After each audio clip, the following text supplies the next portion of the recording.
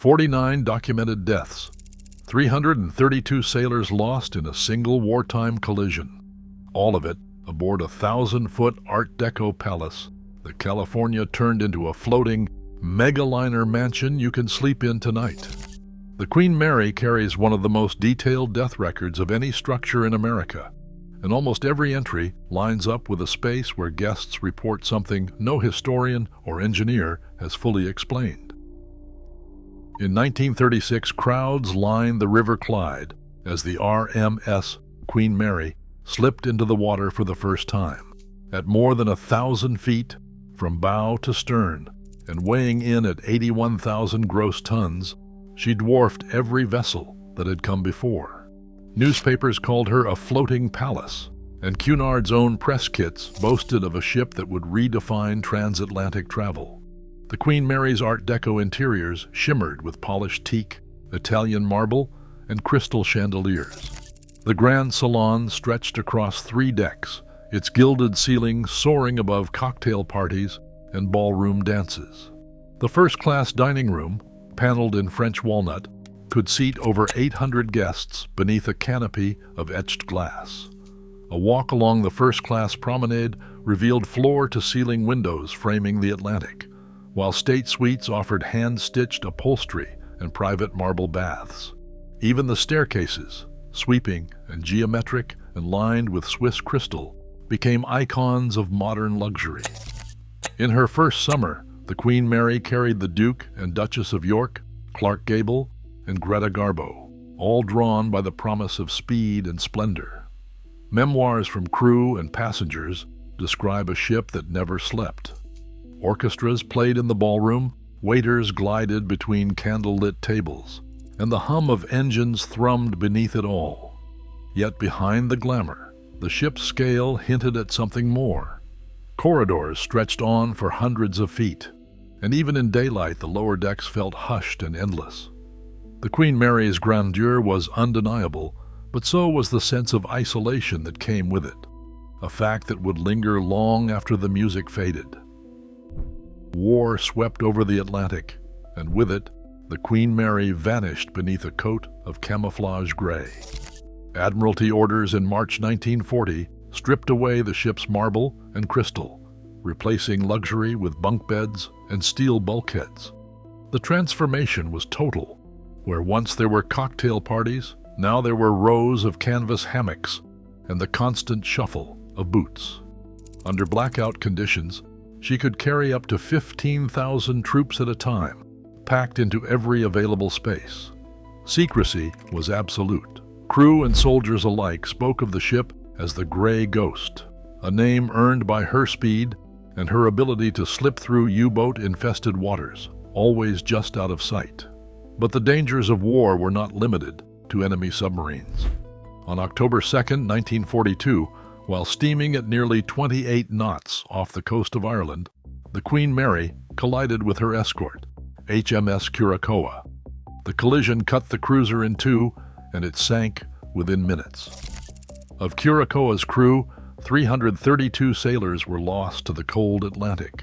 Survivors described the chaos, metal tearing, water flooding in, the desperate scramble for lifeboats, while the Queen Mary, following strict convoy orders, could not stop. The official inquiry later placed blame on misjudged maneuvers and the relentless pace demanded by wartime secrecy. The collision left a scar on everyone aboard. Letters home were censored, and for years the tragedy went unspoken, hidden in the ship's logbooks and survivor memories. Yet the loss lingered in the corridors and lower decks.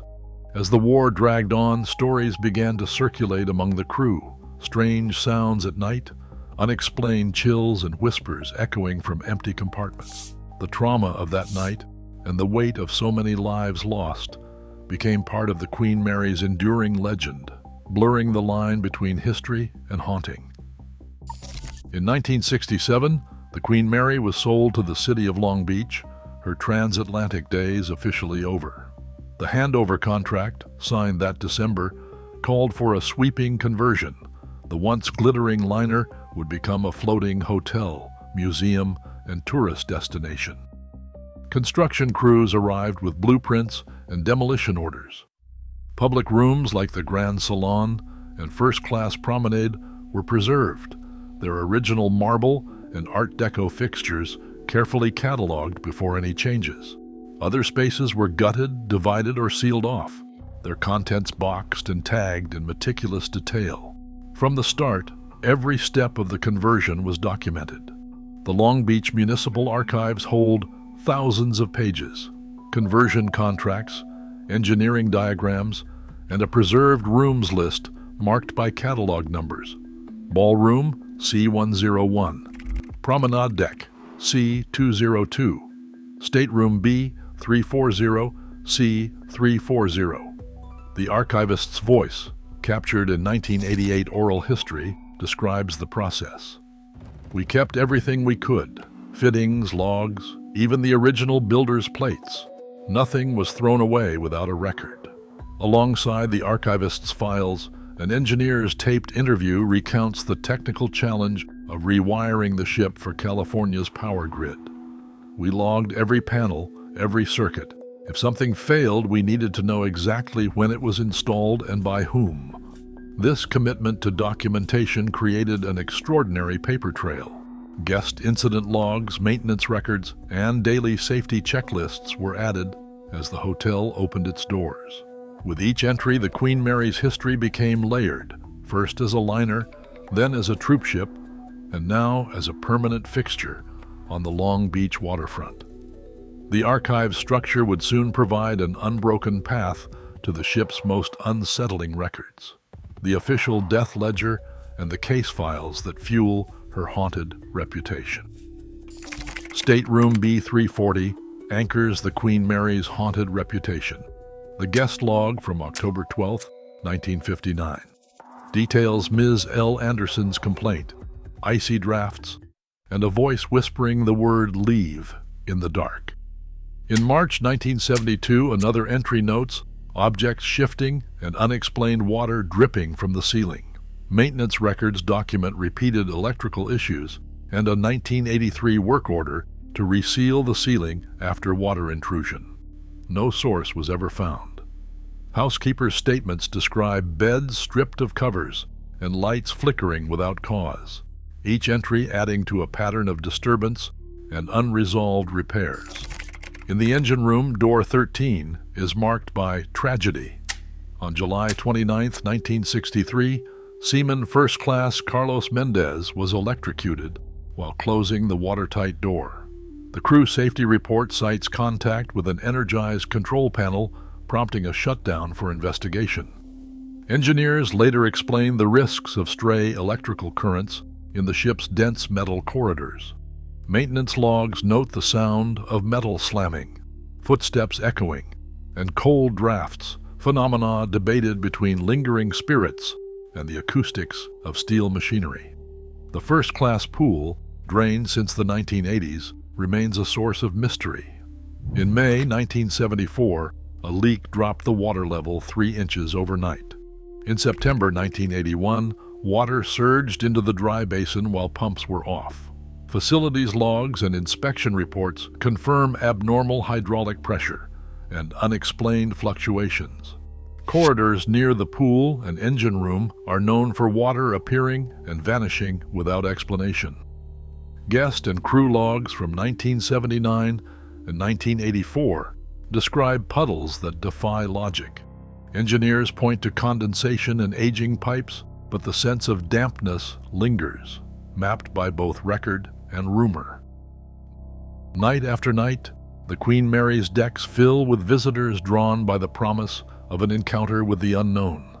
The ship's transformation into a hotel and museum brought not just preservation, but a new kind of spectacle. Guided ghost tours run hourly, each one tracing a circuit through Stateroom B340, the engine room, and the drained pool. Spaces now as famous for their stories as their architecture. City marketing packets and operator logs reveal a well-oiled machine, dedicated paranormal packages, overnight investigations, and ticketed seances scheduled months in advance. The guest incident logs, once a record of complaints and repairs, now double as a sourcebook for guides and television crews. Municipal reports tout the ship's haunted reputation as a key driver of tourism revenue, while the infrastructure, including special lighting, sound effects, and even scripted encounters, blurs the line between documentation and performance. In this economy of ghosts, every unexplained sound or shadow becomes both a story and a selling point. Paranormal teams arrive armed with digital audio recorders, EMF meters, and thermal imaging cameras, each device logged by serial number, model, and calibration date. Every session is time-stamped, with environmental readings and baseline noise levels recorded before any test begins. Data sheets list humidity, temperature, and sound pressure, following ISO and ASTM protocols to ensure results can be traced and repeated. Yet amid this rigor, the evidence remains elusive. EMF spikes fade with no clear source. Audio files capture only the low thrum of engines and the groan of steel. Investigators debate whether these are signs of the unexplained or echoes of a ship aging at sea. The Queen Mary's mysteries persist, suspended between careful measurement and the stories that refuse to be measured. The Queen Mary floats between facts and phantoms, a monument to real tragedy and restless imagination. As long as history leaves unanswered questions, myth will find its way through the cracks. Here, belief and skepticism share the same haunted decks. What lingers is never just a story.